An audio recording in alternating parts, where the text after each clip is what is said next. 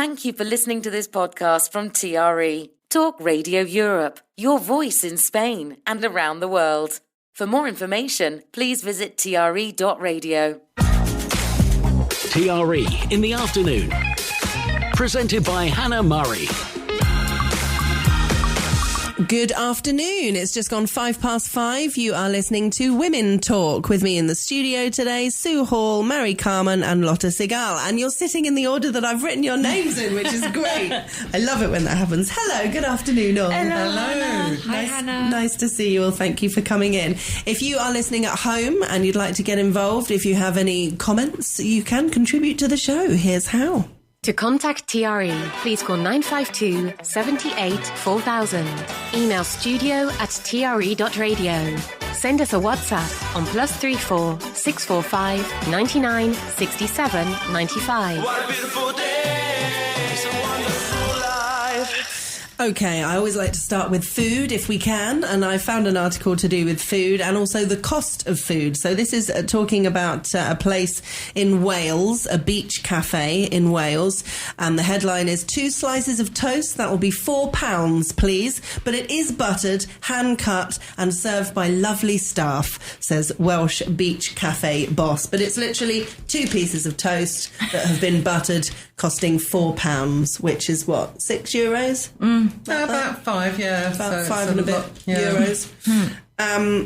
Yeah, I don't know. I just kind of, would you pay that? It was making me think about, you know, the cost of food and drink, but kind of cheaper side of things. I don't mean a meal out. I don't mean, you know, an extravagant bottle of champagne or whatever. I'm talking about like a croissant or a cup of coffee or, you know, do you recall going somewhere and thinking, what? How much?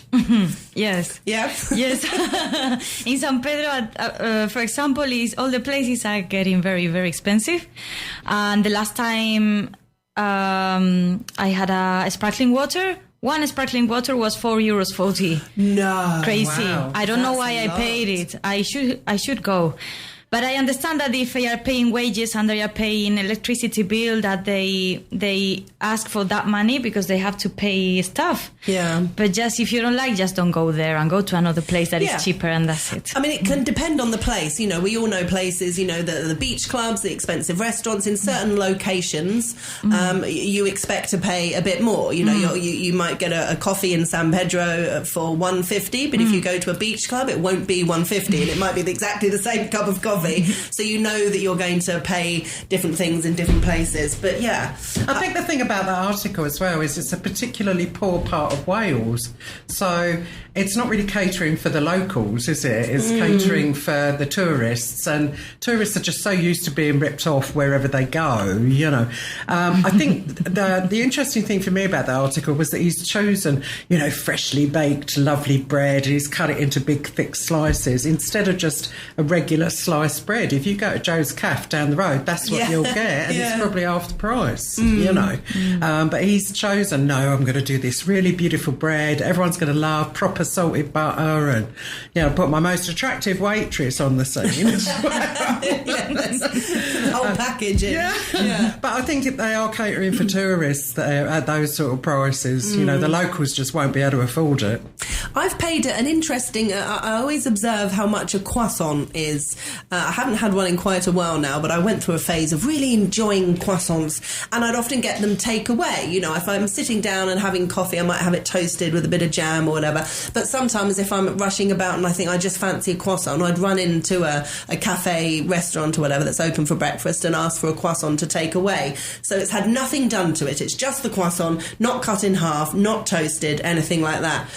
And I think the most I've paid was like $4.50, which I thought was a lot. Yeah. Wow. A lot. I guess maybe it feels different because of the takeaway. I might not have noticed it so much if I was sitting down and it was toasted and with jam, but just saying, oh, can I just grab a croissant to take away, and then paying $4.50, that just seemed crazy. That's crazy. Really silly. So yeah, we don't like being ripped off, do we? No. No. There's an article that we talked about with the guys last week on Men Talk, and I wanted to save it to see what you had to say about sleeping in at the weekend. So having a lie-in. There's nothing like enjoying a lie-in at the weekend after a busy week. Now experts have found that it's not only relaxing but may have health gains, as those who get catch-up sleep are less likely to suffer symptoms of depression. So I wanted to ask you, if you... at the weekend, if you know that you didn't have to get up for work, do you automatically sleep longer, or does your brain kind of wake you up at the time you'd normally wake up during the week? Well, I'm going to put a spanner in the works, because for me, I don't work a Monday to Friday job. So the weekend for me doesn't always relate to having a lie-in. So I found the article interesting, and I can relate to it, and how I see it, it's common sense. You know, the more rested sleep we have, the more benefits that we have in our life. You know, we're able to do our tasks much better. You know, we feel better. We feel that when we have a good night's sleep, that we make better choices. I know for me, if I don't have a good night's sleep, my day is affected in a different way. You know, I don't always make the best food choices, don't always make best choices in other areas about my day. And I notice it at the end of the day, you know, so I sit and sometimes, not always, sit and do an inventory, like how could I have managed my day better? And it always comes back to me, it's sleep. I need to sleep, I need to rest more, and I don't do it enough. So can you rest during the day? Could you have a power nap? Because of my job, I do manage to do that, because I'm often up very early in the morning and then I'm working late at night, so I do have breaks in the daytime. And whilst I don't sleep particularly well, I do manage to have a power nap now and again, and I love the siesta style here in Spain, that we can, you know, have a nap in the afternoon and then, you know, go about our day, you know, and do things, you know, much later on in the evening. So it totally depends on work schedule, though, because I said this to the guys last week when I did the breakfast show. I was up early and I got used to having a sleep in the afternoon, and I loved it. But now I'm working in the afternoon. I don't get up as early, so I don't have a siesta anymore. I mean, for me, I don't set my alarm ever now, unless I've got to catch a flight or something, some ridiculous time. But I think I don't really differentiate between Monday to Friday and the weekends anymore, because I don't have to commute to an office anymore, you know. So I think all my days just kind of blur. And if I happen to, like this morning, she says embarrassingly, I woke up, it was 10 to 9. Nice. And I thought that never happens. I must have had a late night last night. It's normally around between 7 and 7:30. But that's early. Clearly, I needed more sleep last night. Yeah. You know. And but then when you say early, I suppose it depends what time you go to bed as well. So if you're going to bed late, then waking up at that time is early. But if you're going to bed, say 8, 9 o'clock, getting up at... Who goes to bed at 8, 9 o'clock? My friends in England do. I try and communicate with my friends, and I message them and say, are you available for a chat? Oh no, it's 8 o'clock, I'm going to bed because I get up at 5:30 in the morning to go to work. Oh my goodness. Mary, you just put your hand up. You go to bed at 8, 9 o'clock? Not at the moment, but if I can, I do it. Wow. I love sleeping. I had problems for sleeping for all my life. And if at the moment we are walking the dog at 9:30, so I go to sleep a bit later. But if I can go to sleep at 9 or 9:30, is my best thing. And in the weekends, and I agree very much with the article says that avoids depression, because in the weekend, and this is a key of happiness for me. I wake up in the weekends, I have breakfast, and then I go back to sleep. Really? Yeah. I wake up at 8 because it's the time I wake up every day. So my body clock wakes me up at 8. I have breakfast, and at 10:30, 11, I go to sleep again, and I wake up at 1. And it's lovely. I love that. I feel that I am a millionaire because I can't do that on weekends. Really. 100%. Yeah. My dogs do that. My dogs do that. They get up when I do at 7:30. They go out for their morning routine and have a drink, and then they just go back to bed again. And in actual fact, to take them for a walk, I have to wake them up. Yeah. You know, it's crazy. How funny. The dogs have got it. Sleeping dogs, that's what it is. Yeah, Let them lie. But I cannot sleep if I wake up in the weekend and I am hungry because I need breakfast. I cannot sleep again. I just need to eat and then go back to sleep like a baby, and then I wake up at 2:00 in the afternoon or 1:00. That's so funny. Yeah. I love that. Yeah, we're all different, aren't we, with sleep? I could never go to sleep at 8:00. Like just normally, like just go through the day and then go, I think I can go to bed now. No. Yeah, it's about midnight for me. Sometimes it's nearer to 1:00. Wow. I mean, I'm in bed ready to sleep, but I can't in quite summer sleep. Now with the sun change at 8, it's a bit because it's the sun outside, but in winter it's also lifestyle as well. Living here in Spain, you know, things go on much later, and then things don't start until later in the day. Yeah, exactly. Whereas in the UK it's completely different. That's true. I remember when I went on we've had a few comments about timings. When I went on our honeymoon cruise, there were Europeans, there were Brits, and there were Americans, and everybody dined at different times. So the Americans were first. They would have dinner at like 5:30, some of them 6:00. Like they'd have dinner and they'd all be in bed by 8, 9 o'clock. The Brits were more like 7, 7:30, and then the Europeans were like 9:30, 10. They're all completely different, just what they're used to doing. It's very funny. So Cookie sent a message saying, I'm in my bed at 8:30, 9 o'clock, the latest, Monday to Friday. Wow. I had another message. Weekend lay-in, 8:15 every morning. Doesn't matter what time we go to bed. My husband is up with the kettle on. My husband's 81 years young. Lovely. Nice one. Okay, this is about driving. It's a perennial debate between the sexes. Who are the better drivers, women or men? Now it appears that the French have the answer, for a new road safety campaign launched across the channel is urging men to drive like a woman to reduce the number of deaths on the road. I think that's very clever.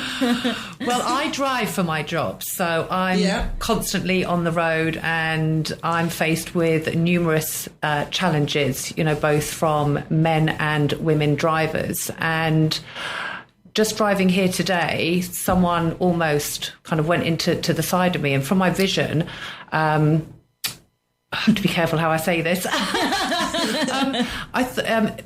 I thought it was a female driver, and I was like, okay, that's, you know. But as the car drove past, I turned to my side and noticed that it was a male, and my kind of emotions changed. Interesting. So I don't want to sound sexist anyway, like, because it was a female, I was like, But if it had been a male, it came across as more aggressive. Yes, maybe. and then my approach potentially would be more aggressive, but I'm learning now to not be so reactive. It's very, very challenging, and to do the job that I do, I say you need a lot of patience, which I don't have, but I have nerves of steel, so you know I just get through it. But it's an interesting subject. So statistically, are they saying that that men cause more accidents than women? I think that's But the way that men and women assess a situation or a risk of a situation is completely different. I mean, women are naturally more cautious, more reserved, they would think longer before making a decision about anything, leave alone being on the roads, you know. And if you're responsible for other people in that car, that has a bearing as well, you know, because it's precious cargo. So I do think that, I mean, if they've called it Drive Like a Woman, then that's obviously, you can comment on that being, you know, in the French language. But, you know, I think, but there probably are more accidents involving men, and I think the statistics will hold that up true. I mean, my husband will definitely say that he is a much more cautious driver than I am, going against your theories. Okay. Definitely, I would. There's always one that disproves the rule. There's always the exception, But he often tells me to kind of slow down and be careful and things, whereas I feel like I'm completely in control and doing absolutely fine. Oh dear. So who knows? I I don't like saying, but I also think that men are more when men do wrong in the road is because they are too aggressive, and when women do wrong is because we are too cautious. Interesting. But normally, as I see, I have been driving for 12 or 13 years now, and I see more men being aggressive, especially if they drive Audi or Volkswagen. They are very aggressive. And it's like, I'm no, waiting they don't for the have... barrage of comments coming through, Hannah. Anyone commented yet? No, not on that. Any men driving Audis out there? That's true, but when I see an Audi or a Volkswagen, I'm sorry, I know not everybody is the same, but normally when I see in the mirror a Volkswagen and it's a man, it's like, okay, here we come. Now let's see what he does. Normally, but it's not all the time. And I drive a Volkswagen, so let's take a break. Hannah Murray on TRE in the afternoon. Good afternoon. You're listening to Women Talk with me in the studio today, Sue Hall, Mary Carmen and Lotta Sigal. There is an article here with the headline, "What would happen if you answered any question you were asked with total honesty?" That's what Radhiga did for 2 years, and it's changed her life. She said that she thought she was a nice, kind person, and her therapist, started to pick her up on the fact that she was lying a lot, and she didn't see it as lying. She thought she was protecting people's feelings, and instead of saying, "Oh, I'm sorry, I can't make your birthday, I have a prior engagement on," she just didn't want to go for whatever reason. And the therapist said, "Well, why don't you tell her the truth? Why are you lying?" "No, I'm not lying." And she's like, "Well, you're not telling her the truth." So she decided to do an experiment and tell the truth all the time, which it sounds interesting, but she said she's found more connection and joy that she could have foreseen. So questions like, "Do I look good in this outfit? What do you think of my boyfriend? Fancy meeting up for a coffee?" Things like that you might just try and be nice about. She'll say, "No, it doesn't really suit you, that," or "It's not your colour," or "Your bum looks a bit big," maybe, whatever. "Do you like my boyfriend?" She's like, "It's not great, you've had better ones." You've had better. I mean, yeah. Can you imagine? So how do we feel about this? I always have problems because I am too honest with people. Really? They just the opposite. Really? Interesting. Yeah. Okay. And sometimes I don't have filter. Yeah. So I shoot from the hip, and it's like, okay, calm down. So now instead, when they say, "Is this outfit good on me?" instead of saying, "No, it's not," I just say, "I don't see it." That's good, It doesn't look very nice. I'm not sure. Yeah. I'm not sure. I say, "I'm not sure." Or even if they say, "Do you want to meet for a coffee?" and I really don't want, I am honest and I say, "Look, I'm tired. I don't have time to be in my house. I want to paint, or I want to rest. So let's meet another day." It's not that difficult, I think. No, it's not, is it? It's not that difficult. It's really not. It's interesting because for some people it is really difficult. It can be easy to get into that kind of people pleaser position. That's exactly what I was going to mention. Yeah, being a people pleaser, and you feel bad not. And it's okay to say no. Yeah, And I think some people are more comfortable in certain situations than others. I mean, you've got some people who, in a social environment with lots of people, don't function very well at all. And if somebody actually comes up and talks to them, they're much more likely to react as if it was just one-to-one. But in that respect, they might be more honest if it was just one-to-one. But you put them in a group situation, they haven't got the social skills to get involved in that situation. And they might just think a little white lie just to kind of keep the conversation going is okay. Because it's like the article says, that you don't see it as lying if you're just withholding information or sort of, it's a grey area. But I like your response to, I don't quite see it. I think that's nice and vague and generic. I don't see it. You could easily get away with that in quite a few situations. But how you choose your words, the words that you use to describe when someone is asking you something, how we respond. But I know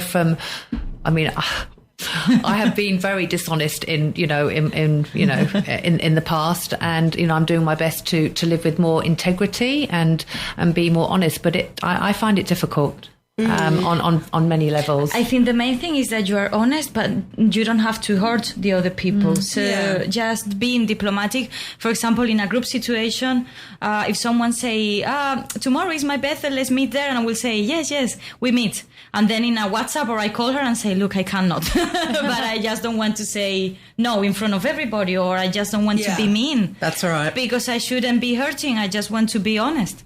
That's an interesting one here with, if you've lived here a long time, know lots of people, have lots of friends, there's always somebody's birthday, or somebody's always saying, why don't we do a girls' night, or why don't we do this, or why don't we do... And you could easily find yourself going out 5 times a week in order to, if you said yes to everything.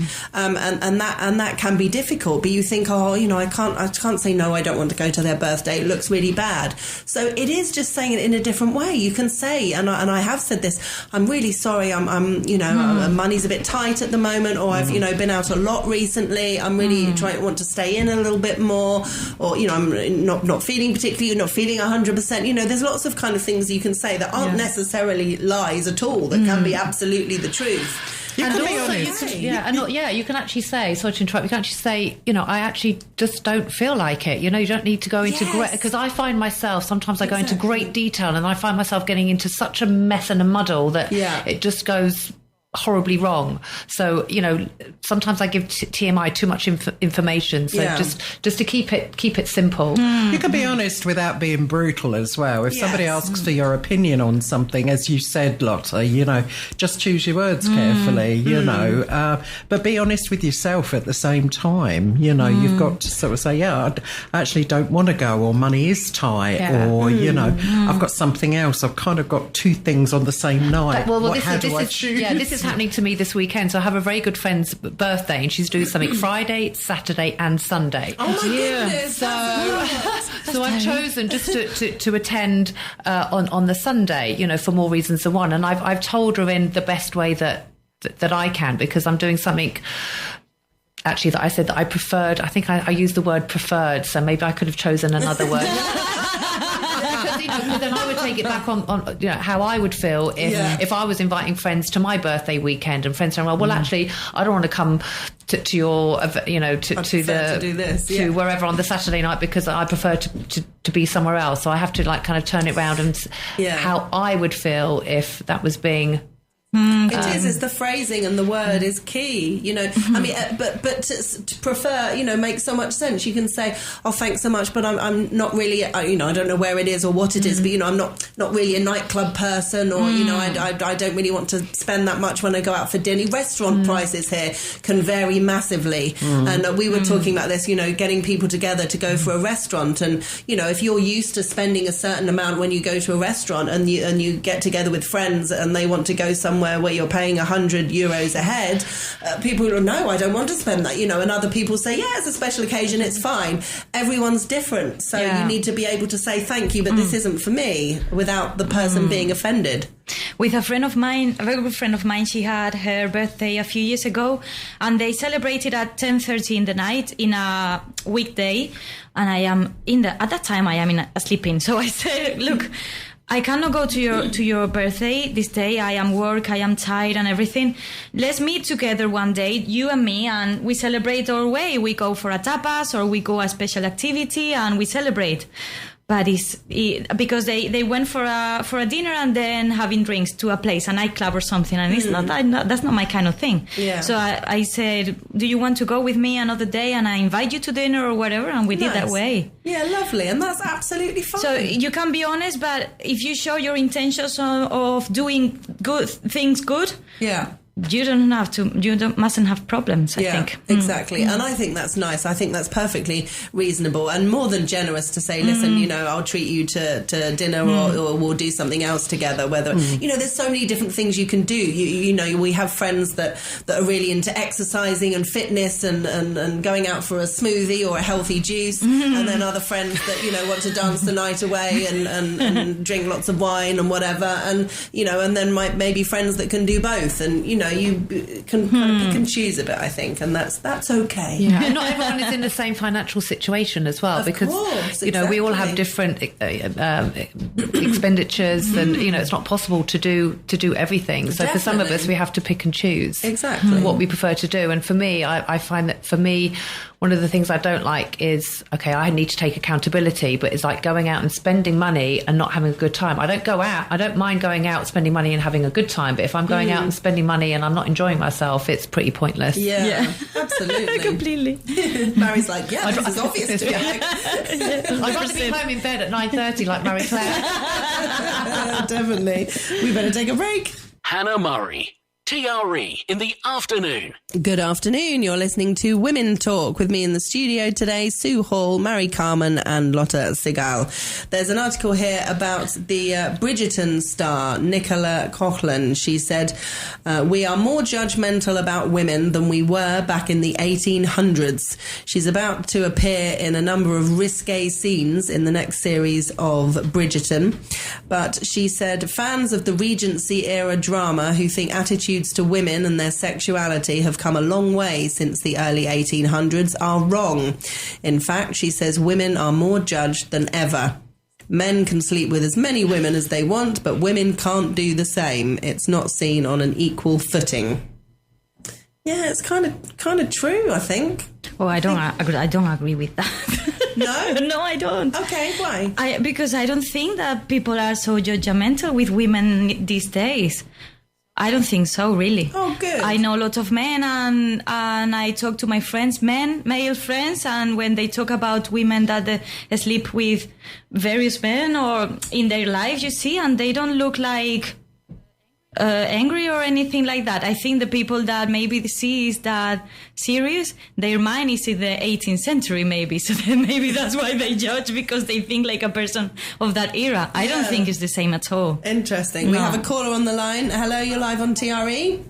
With various men. Hello. In their life, you see, and they don't. All we can hear is us. Angry or anything. Okay, maybe they pressed the wrong button. They're chickened out. Yes, it's a weird thing. I thought she was going to say something, to be honest, and I'm glad she didn't. But I was kind of getting, before I read the article in full, kind of getting prepared to kind of talk about this. Or maybe we will talk about it, even though it's not in the article. She is a sort of normal-looking woman, I'd say. She's slightly larger than other traditional women that you'd see on television doing sex scenes. And I thought that she was going to say that she was going to be judged on her look, and that people will kind of be judging her for being the size that she is, doing the intimate scenes on television. And I thought that was this person's calling back again. Maybe they've realised they've heard me talking about them on the radio. Hello, you're live on TRE. Hello, Hannah, it's Roger. Hi, Roger. Hi. This thing about women and men drivers, I think it's that men are more likely to drive so fast that they kill themselves, and women are so likely to drive that they drive so slowly that they bump into things. Cheers, Roger. Thank you, I think. Thanks for your comments, Roger. He's amused himself. Brilliant. Thanks, Roger. Yes, I thought yes, this what I brought up isn't in the article at all, but I thought that was an interesting point of discussion. Are we so used to seeing women or men, if you like, of a certain size are the ones that are getting intimate in sex scenes, and we kind of used to seeing these sort of people, and whether we enjoy watching it or not, that's what we're used to seeing. And I wonder if people who aren't that conventional size that we're used to seeing on television would be nervous about doing that, and whether the public would have some kind of reaction to them. I don't know. I'd like to think not, but I thought the article was more about. It is. What I'm saying isn't what the article is about. Yeah. That's what I kind of. But I don't think the article is anything, or what she has said is anything to do with her size at all. No, I think she's completely comfortable with who she is and the part she's playing and everything else. But I do think she has a point that in some respects, you know, we are still in the dark ages because men and women have always been looked at differently when it comes to their sex lives. You know, it has always been acceptable, even in 1800s, for men to sleep with whoever they want, male or female, you know.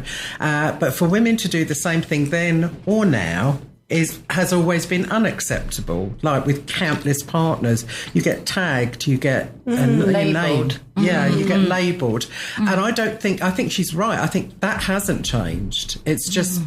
You know, it maybe has changed a little bit in terms of attitude, but it hasn't changed the very essence of what she's saying. Yeah, men are it's always seen as a bit of fun when men do it, isn't it? Oh, he's a lad, you know. And it's both women and men may be judged in that way. It's not even as if women say, oh, it's unacceptable. The women and the men, you know, have a laugh about a man that's doing that. Whereas with the woman, she might be able to share it with her friends. Certainly if her friends are doing the same, then it's all fine. But I think for a woman to openly say to men, oh yeah, you know, I'm doing this and that, I don't think the man would like it necessarily. I have some friends, male friends, that when we have talked about this, about the man is sleeping with lots of women and stuff, and these friends of some they say, okay, I don't care, and some others say, well, if he's having that life, it's because he's hiding something. He has insecurity. Interesting, yeah. So this is why I think that is not the same anymore as it was. I think there is attack on the women that do it, but also the men are more aware that when men are being flying from one flower to another, I would say in Spanish, they say there is something suspicious on that person. He's hiding something and he's insecure or something. Interesting. So that's cool that men see that way. I think because it's a big change in the mentality of these times. Whereas when I was teenage, it was that time that when you were with. I remember my parents didn't allow me to be with men, to go out with men, only with women, for example. And now it's like I meet a male friend and it's okay, and it doesn't have to mean anything wrong. Or that's how I live personally. Yeah. It's interesting how things change, and different cultures as well. Because I think it's slightly different within the UK. This is a fascinating one. I'm not going to say exactly what was seen on television, although it's all over the paper, but you never know who's listening, if there's any kids coming home from school or anything. So Netflix has come under fire over this scene that has broken the last television taboo. It's a man with what was the expression you said, Mary? The flag flying. The flag pole. Pointing up. Flag pointing up, yes. We'll go there, and all the adults know exactly what we're talking about. So yes, some people are saying this has gone too far. You know, we shouldn't see this on television. Is it necessary to see this on television? I'm not kind of sure how I feel about it. My first reaction was, oh my goodness, and then I thought, who cares, really? It doesn't really bother me, but I'm guessing it would others, and I kind of get why, but I don't know. But terrestrial television still has what they call the watershed, doesn't it? That's sort of 9 o'clock, what's allowed before 9 o'clock, what isn't, you know, what needs to be shown after that. Netflix won't have that as anything. I mean, any streaming service, you can just do it when you like. That's the whole point of it. I think really we've moved on, and we've seen women's parts for years. You know, top, bottom, middle, back, front. You know, it's just like, and I think, I mean, you know, all right, I'm not into porn, but I know enough about it to know that there's more of a woman usually seen than there is a man. So maybe it is time that the tide turned and that, you know, they get equal billing, if you like. You know? Well, the next article that follows on completely from this, why the only naked bodies you see on screen these days are men's, not women's. We're much more used to seeing men than women, and a lot of it has kind of got to do with the backlash from Me Too and women just kind of saying, I'm not comfortable doing that. You know, when they're asked to do certain things, they're saying, yeah, I don't want to do that. I'd rather not. Whereas before, maybe they were a little bit nervous to speak out and would just do everything that the director told them to do. And now there's like no nudity contracts. There's intimacy coordinators and all this kind of stuff. Yeah. Cool. So, yeah. There is a long time that I think that there are some stories in Netflix, in Amazon Prime, that they have such a good story that you don't need sex scenes on that. But they continue doing it. And personally, I don't like seeing nude people anytime. I mean, you see, if I go to a beach or something, I know that I'm going. But in the television, it's like, well, I don't need that for a good story. No. So for me, that a man is appearing is the same as it's a woman, and it's like, is it really needed that you are nude? Sometimes it's obvious that it really isn't it? You know, if you're watching a film, it's not integral to the story. Yeah, that's what I mean. Yeah. They're showing a couple, they're making dinner, and then that happens, and you kind of think, there's no need. There's no need. It's not part of the story. Yeah. So when if it is a man or a woman, for me, it's the same. It's like you know, I don't need this. If it is integrated in the story, of course, it's very enriches very much the story. Yeah. But if it is not, it's just money. You think. You know, you see. Shock factor. Yeah. Same as violence. There's a lot of unnecessary violence. Completely, yeah. In films and TV shows, absolutely. Okay, this is a fascinating one. You may think, should we take a break before this? We've got to take a deep breath. Hannah Murray, TRE in the afternoon. Good afternoon. Welcome to the last part of today's Women Talk. With me in the studio today, Sue Hall, Mary Carmen and Lotta Segal. There's an article about cheating. The headline says, you may think I'm a fool, but here's why I've taken my cheating husband back twice.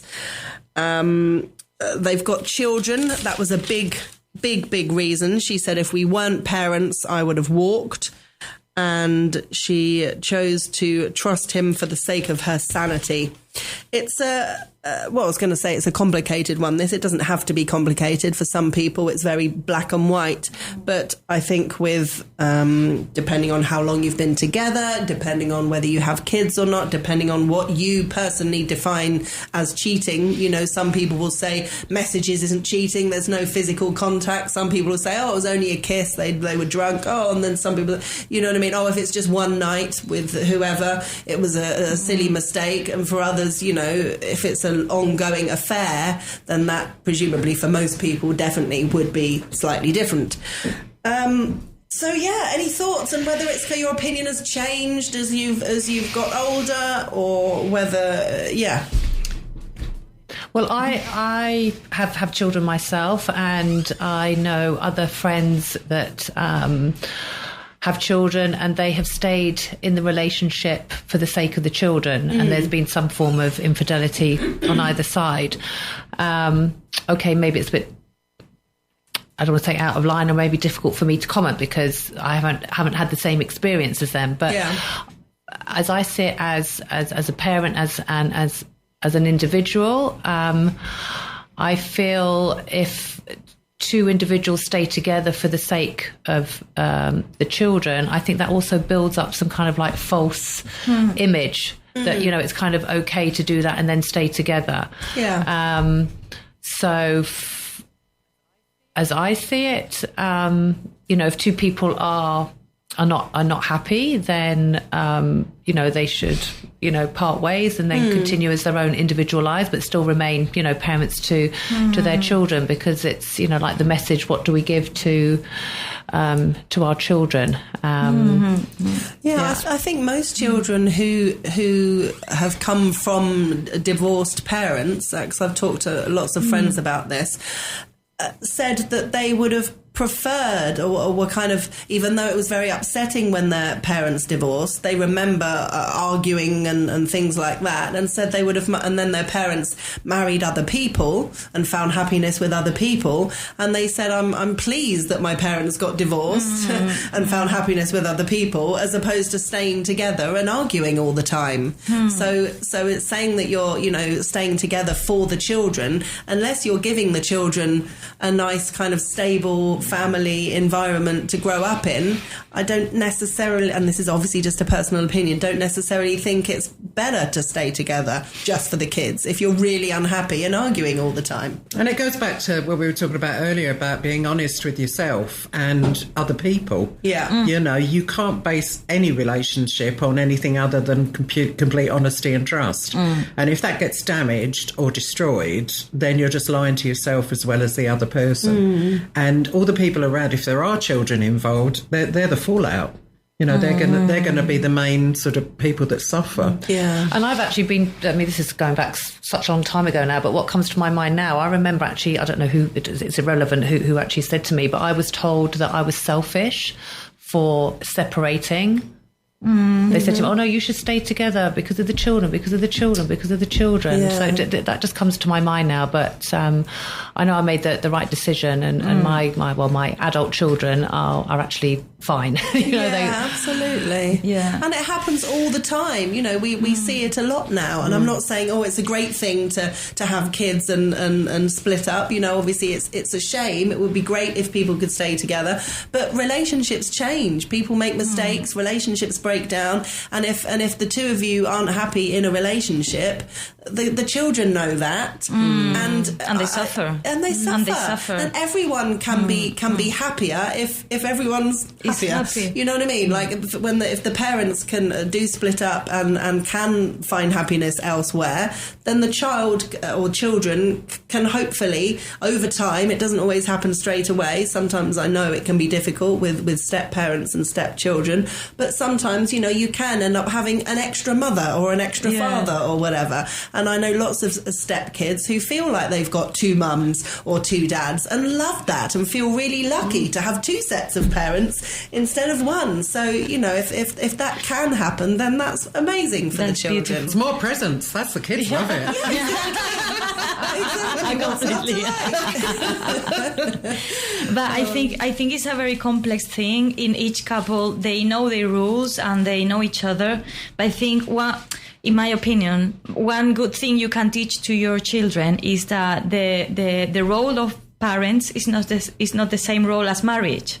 Absolutely. So that can be, I think, a good lesson for them to say, okay, as a marriage, we are not anymore, but we continue being the parents, and our role, we fulfill our role every day. Definitely. You see? So that's why I don't think it's selfish. I completely. It's the opposite. I think it's responsible that you are honest and you act towards that honesty for your children, even. Absolutely. Honest. Good point. Well made. Yeah. Honesty is the best policy. Yes, that goes back to the other article, doesn't it? The only way. We've got just over 5 minutes left. This is a funny article that really made me chuckle. The headline is, "A spreadsheet for your love life. What could possibly go wrong?" So a spreadsheet, like an Excel spreadsheet, Mary, with the squares, and you put in So it's kind of talking about that. Before we get to the love life bit, there's a bit that they talk about before. So an article in the New York Times revealed that younger couples increasingly manage their personal lives exactly like their professional ones, monitoring who did the washing up and when, who dropped the kids off at jiu-jitsu, and who last bleached the lavatory. One man generously uploaded his marital template on social media for all those to see that there was a section logging every grocery store visit, another tracking arguments and resolutions, and the all-important intimacy log. Not where necessarily, I don't know where I got that from. when you did certain things and got intimate, and then when you didn't, the husband said that he made a note of the excuses that the woman gave when she didn't want to get intimate. These included, "I need a shower, I ate too much, and I'm watching Friends." Which really made me laugh. So the last one is not an excuse, it's a good reason. I don't get what the problem is. No. What do we think about kind of logging all these things in a relationship? The 21st century is the way things are done now. What are we up to? Generation Z now or something? It's just what they do now. clearly. Can you imagine it though? No, I mean, I don't like spreadsheets in the first place. I mean, they fulfil a basic need, but really, it's like living your life on social media. You can't live your life on a spreadsheet. No. It's just ridiculous. Yeah. I mean, a level of detail on that is it seems crazy. very calculated. Yes. And a lot of time I can think of better things to do than, logging everything that I'm doing and writing it down and tick. Oof. I just did the washing up tick. Oof. I am a Virgo zodiac person, so I was born in September and organised, very organised. I'm very organised, but that's too much control. Take control of everything is very tiring. I'll tell you what it is though. It's good fodder for a divorce lawyer. That's true. Exactly. Whoever's got the completed template can just say, right, I've got enough info now to cite irreconcilable differences or whatever it is. Yes, so. you'd have that. It reminds me of the little black book. Yes, exactly. Not that I ever had one. I need a big black book. yes, writing it down. We've had a message going back to the affair one. The question doesn't address whether the parties were happy together. An affair is a breach of trust. A one-off sexual interaction with a third party is perhaps different. If the relationship has broken down, parties should not stay together for the children. Yeah, exactly. Exactly. That's what it goes back to, doesn't it?